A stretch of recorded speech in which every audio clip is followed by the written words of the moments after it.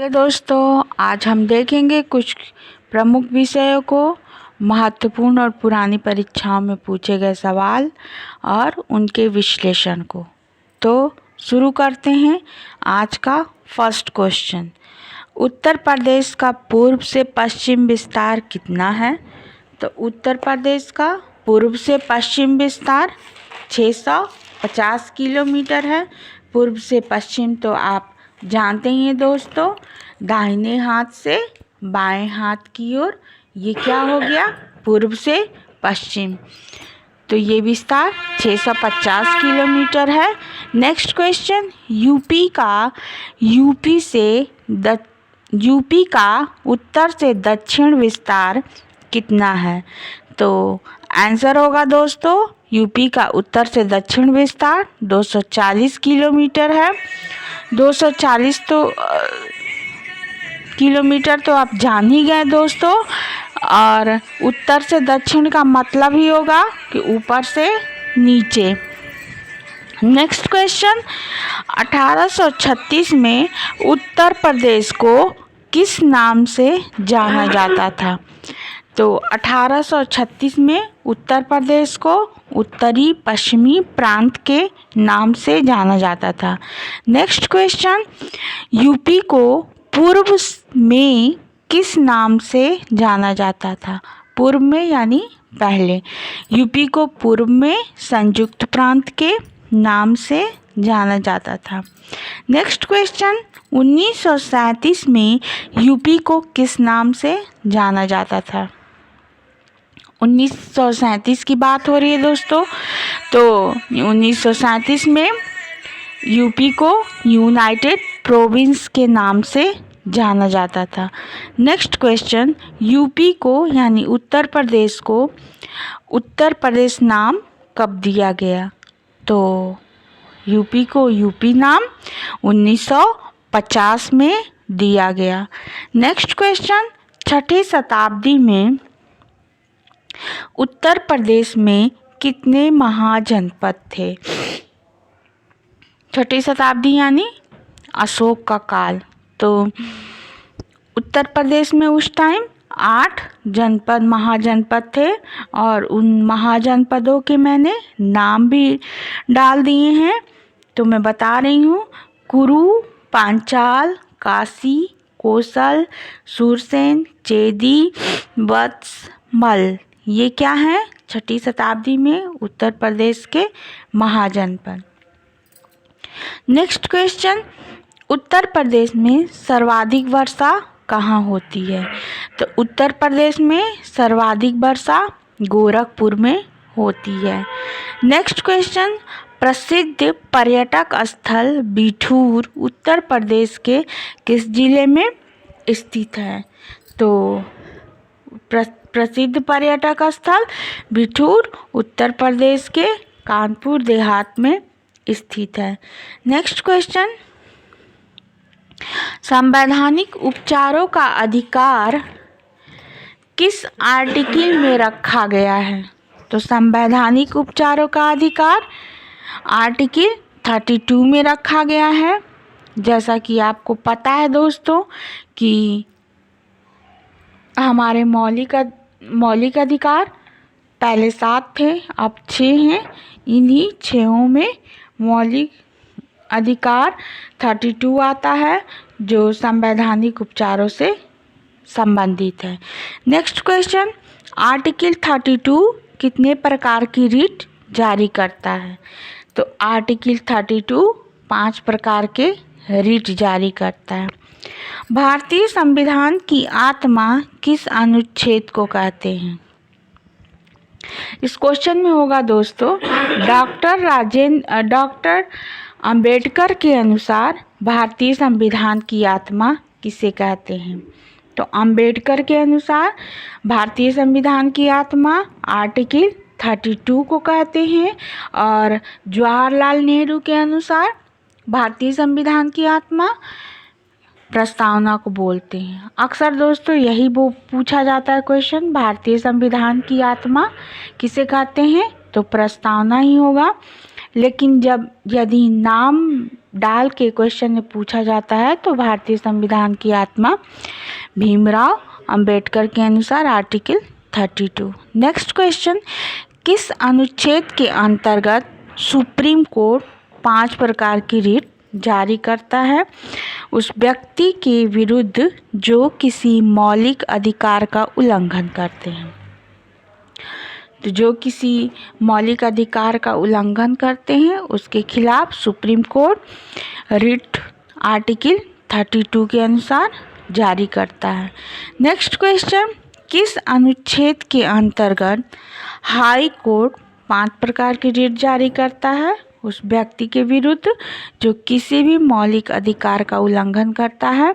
तो आर्टिकल 226 के अंतर्गत हाई कोर्ट 5 प्रकार की रिट जारी करता है।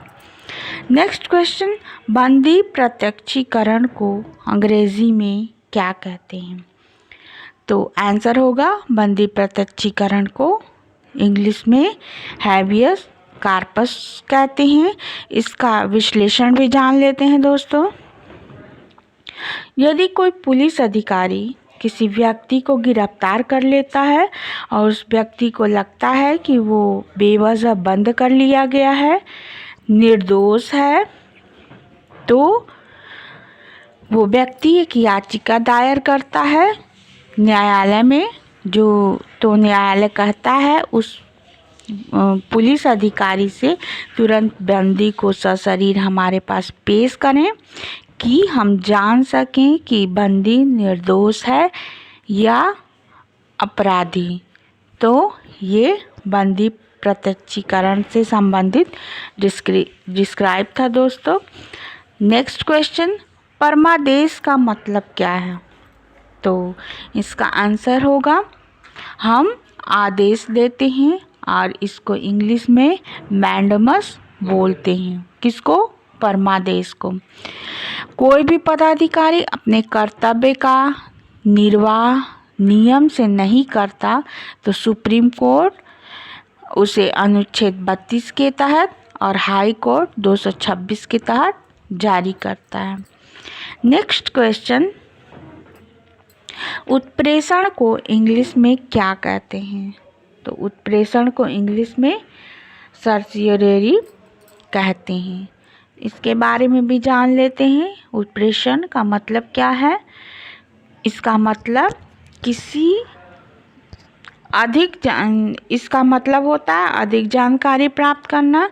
जैसे कोई सत्य न्यायालय ने ऐसा निर्णय दे दिया है जो गैर कानूनी है, तो सुप्रीम कोर्ट या हाई कोर्ट उस न्यायालय से कहती है कि आप जल्द से जल्द सब रिकॉर्ड हमें दे दो जो आपने निर्णय दिए हैं, किस आधार पर ये निर्णय दिए हैं, तो वो निर्णय सही है या गलत है। यदि ये गैर कानूनी ठहरे तो इन्होंने यानी जिला न्यायालय ने जो निर्णय दिए हैं वे अवैध घोषित कर दिए जाएंगे और फिर से कोई नया नियम बनाया जाएगा। नेक्स्ट क्वेश्चन, प्रतिषेध को इंग्लिश में क्या कहते हैं? तो इसका आंसर होगा प्रतिषेध को इंग्लिश में प्रोहिबिशन कहते हैं। जब किसी काम को पहले ही रोक दिया जाए, करने के पहले ही काम को सुप्रीम कोर्ट और हाई कोर्ट द्वारा रोक दिया जाए तो इसे प्रतिषेध या प्रोहिबिशन कहते हैं।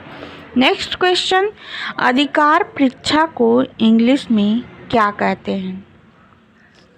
अधिकार परीक्षा को इंग्लिश में क्यू वारंटो कहते हैं। जब कोई व्यक्ति किसी ऐसे पदाधिकारी के रूप में कार्य करता है जिसके रूप में वो कार्य करने के लिए उसको संवैधानिक अधिकार प्राप्त नहीं है। इसका मतलब ये होगा दोस्तों कि यदि कोई व्यक्ति गवर्नमेंट जॉब करता है, अधिकारी के पद पे है, तो वो पूरी की पूरी सैलरी लेता है और काम पे वो किसी व्यक्ति को रख देता है और अपनी सैलरी का छोटा सा अमाउंट उसे देता है और उससे काम करवाता है और अपने खुद जॉब पे नहीं जाता, तो ये अधिकार परीक्षा होता है। नेक्स्ट क्वेश्चन, चलिए दोस्तों हिंदी के रचनाकार और रचना के बारे में भी हम थोड़ा सा क्वेश्चन सॉल्व कर लें। रचनाकार और रचना, यहाँ से भी क्वेश्चन बहुत आते हैं। शमशेर बहादुर सिंह, ये अमन की राग, चुका भी नहीं हूँ मैं, इतने पास अपने। नेक्स्ट रचनाकार कुंवर नारायण, तो कुंवर नारायण परिवेश, हम तुम, चक्रव्यूह, आत्मजयी, आमने सामने, ये कुंवर नारायण के रचना है। नेक्स्ट रचनाकार नरेश मेहता, इनकी रचना संशय की एक रात, बंद पाखी सुनो, मेरा समर्पित एकांत, बोलने दो चीड़ को। नेक्स्ट रचनाकार त्रिलोचन, मिट्टी की बारात, धरती, गुलाब और बुलबुल, दिगंत, ताप के ताए हुए दिन, 7 शब्द, उस जनपद का महाकवि हूँ। नेक्स्ट पर्यायवाची भी थोड़ा हम जान लेते हैं। इच्छा का आकांक्षा, वांछा, स्पृहा, चाह, इहा, वासना, मनोरथ। इंद्र का सुरपति, देवराज, महेंद्र, मधवा, सचिपति, पुरंदर, सुरेश, देवेंद्र, मेघवाहन, पुरुहूत, यासव। नेक्स्ट इंद्राणी, इंद्रवधु, मधवानी, सची, सतावरी, पोलोमी। नेक्स्ट ईश्वर, परमात्मा, महेश्वर, भगवान, ब्रह्मा, जगदीश, अगोचर, अनंत, जगन्नाथ, परमेश और जगत प्रभु। नेक्स्ट उक्ति, कथन, वचन, सुक्ति। चलिए दोस्तों कुछ क्वेश्चन ज्योग्राफी से भी हमने डाले हैं। नेफा नगर किसके लिए प्रसिद्ध है? तो नेफा नगर अखबारी कागज के लिए प्रसिद्ध है, जो एमपी में स्थित है। नेक्स्ट क्वेश्चन, कौन सी नदी कर्नाटक और तमिलनाडु के बीच विवाद का कारण है? तो कावेरी नदी कर्नाटक और तमिलनाडु के बीच विवाद का कारण है। नेक्स्ट क्वेश्चन, कौन सी नदी भारत और नेपाल के बीच विवाद का कारण है? तो काली नदी भारत और नेपाल के बीच विवाद का कारण है। नेक्स्ट क्वेश्चन, कौन सी नदी भारत और बांग्लादेश के बीच विवाद का कारण है? तो भारत और बांग्लादेश के बीच विवाद का कारण तीस्ता नदी है। नेक्स्ट क्वेश्चन, मानसून शब्द की उत्पत्ति किस भाषा से हुई है? तो इसका आंसर होगा मानसून शब्द की उत्पत्ति अरबी भाषा से हुई है। इनमें से कौन सुमेलित नहीं है? तो पढ़ लेते हैं दोस्तों। थालघाट दर्रा ये महाराष्ट्र में है, पालघाट दर्रा केरल में है, भोर घाट उड़ीसा में दिया है, पिपली घाट दर्रा अरावली में दिया है।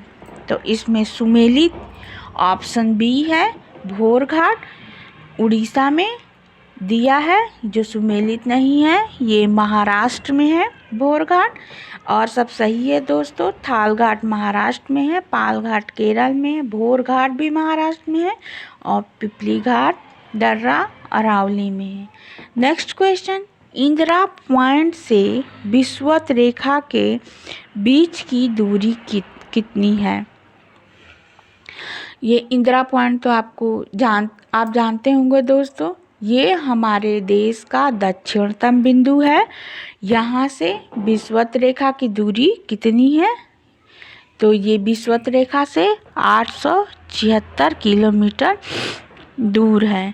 नेक्स्ट क्वेश्चन, अर्ध महासागर किसे कहा जाता है?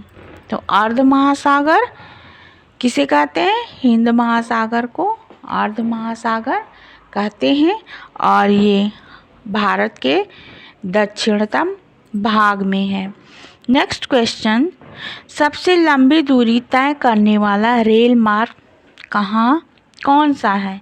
तो सबसे लंबी दूरी तय करने वाला रेल मार्ग ट्रांस साइबेरियन रेल मार्ग है जो रसिया में है। नेक्स्ट क्वेश्चन, विक्टोरिया मरुस्थल कहाँ है? तो विक्टोरिया मरुस्थल ऑस्ट्रेलिया में है। ऑस्ट्रेलिया तो आपको पता ही है दोस्तों, ये सबसे छोटा महाद्वीप है। और भविष्य का धातु किसे कहते हैं?